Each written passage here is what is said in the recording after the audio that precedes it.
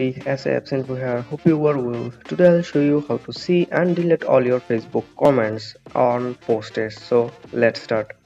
First of all, open your Facebook की भैया and then go to the profile and then click to the three dot menu here in the edit profile beside the edit profile. So here you can see option that activity log. So click on that.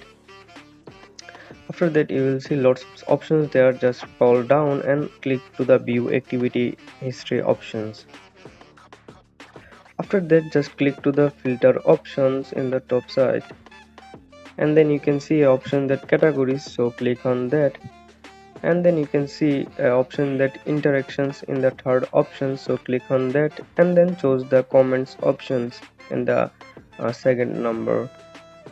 After that you will see all the comments here in your Facebook live, so just scroll down and you can see all the comments you have did on your Facebook live. So just um, click to the three dot beside the comments and after that you will see option that view profile and then option that delete. So after clicking on the delete options your comment will be deleted. So that's the process how you can delete all the comments on Facebook posts. So hope this helps you. If this helps you, then don't forget to subscribe our channel for more informative videos. See you in the next one. Bye.